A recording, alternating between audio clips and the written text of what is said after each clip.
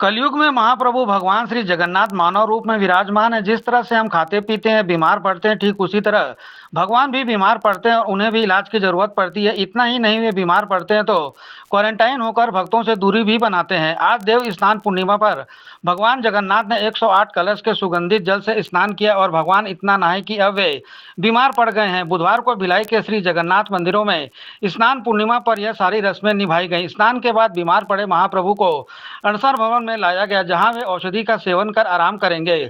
महाप्रभु श्री जगन्नाथ के रथ यात्रा महोत्सव की पहली कड़ी के रूप में शहर के जगन्नाथ मंदिर सेक्टर 4 और सेक्टर 6 में देव स्नान पूर्णिमा का अनुष्ठान हुआ। इस आयोजन में महाप्रभु श्री जगन्नाथ स्वामी जी को गर्भगृह से मंदिर प्रांगण में स्थित देव स्नान मंडप पर लाया गया।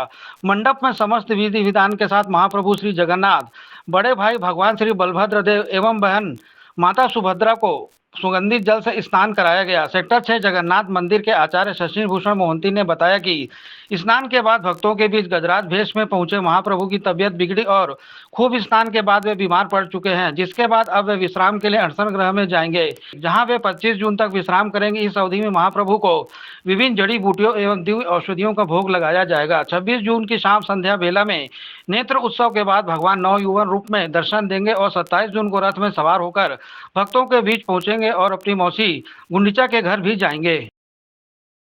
भगवान रोगाक्रांत होंगे, उनको बुखार आएगी और 15 दिन तक विश्राम में रहेंगे। और स्नान के बाद ये जो बुखार आता है, फिर रथ यात्रा 27 तारीख को आ रहा है।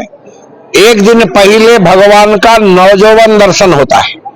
इस पीरियड में ये अणसर जो होता है, इसमें भगवान का श्रीअंग का मालिश होता है और भगवान को काढ़ा आदि, उनका जगन्नाथ जी का जो वैद्य है वो काढ़ा आदि की सेवा चलता है। और ये सूचक है कि जगन्नाथ जी पुरुषोत्तम है।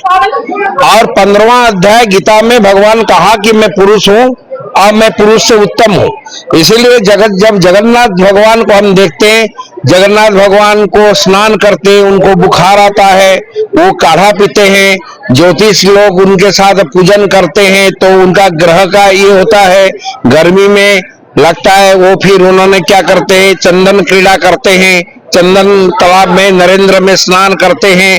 फिर उसमें ठंडी के सामने शीत वस्त्र का परिधान करते हैं। केवल यहाँ तक नहीं है, केवल जैसे हमारा गीता का सिद्धांत है, यथा जीर्णानि तथा विहाय, जैसे व्यक्ति एक शरीर को छोड़ के दूसरा शरीर को धारण करता है, इस प्रकार जगन्नाथ महाप्रभु का नवकलेवर सिद्धांत है।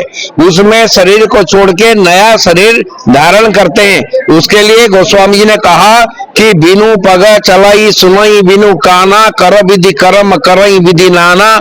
जगन्नाथ जी का हाथ नहीं है, पैर नहीं, आधा हाथ है, पैर नहीं है, फिर भी वो सारी जगत का नियंता है और जगत का नाथ है।